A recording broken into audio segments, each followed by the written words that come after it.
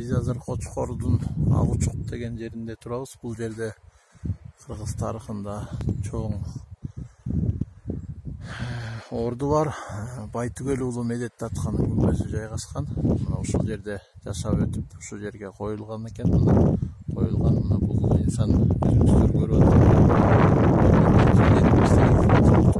1839 жылы каза болгон. Эми ошол доордо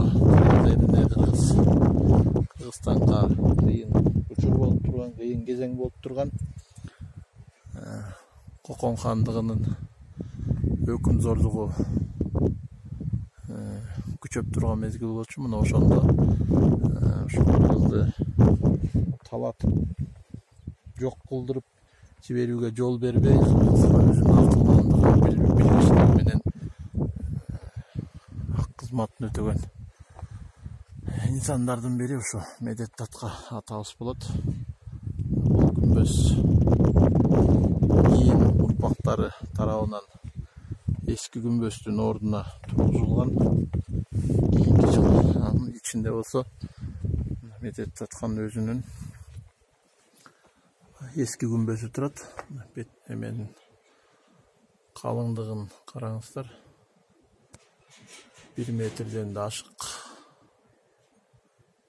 1 метрден ашык устундары бар экен. Үстүн баары түшүп калган. Бул жагында да устун турат. Мына ошол эски күмбөздү курчап, мына ак кирпич менен тосушкан. Бул жаңылбасак ошол 2000-2005 жылдарга чейин ушундай күмбөз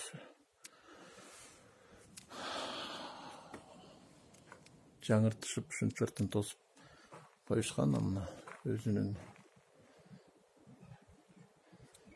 кабыры жаткан жери мына ортосу оюлуп түшүп калган экен.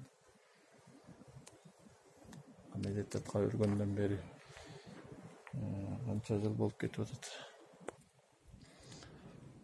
Медеттаткан өзүнүн жашаган жылын жашын кошпогондо деле ушул күмбөздүн турганына мына 181 жыл болот экен да. Эгер 1839 жылы Медеттатка каза болду деп атпайсызбы? Ошондо салынса 1840 жылы салынды деп коет. Ошондо туура быйыл салынган күмбөзгө 1800 ошо 180 жыл болот экен да.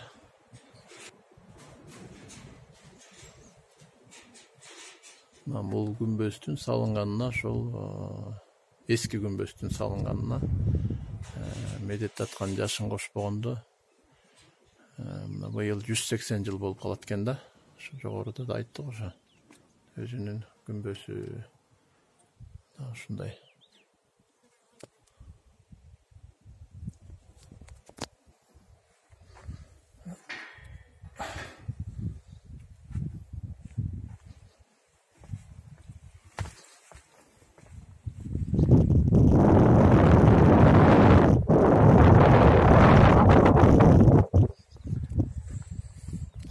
Медеттатка атабыз өзү керес кылган экен. Ушул мен өлгөндө ушул бийигирээк дөңсө жерге койгула. Айрыкча үй баласы күмбөзүмдү, мүрзөмдү тебелесин дегендей керес калтырган деп айтат. Ушундай айтылат да Санжырада. Алыстан эметеги негизги жолдон бияка чейин 1 километрдин тегерегинде экен, чакырым. Анан алыстан кичине кичирээк болуп көрүнгөн менен мына жанына келгенде бул күмбөз аябай чоң заңкайып салынган.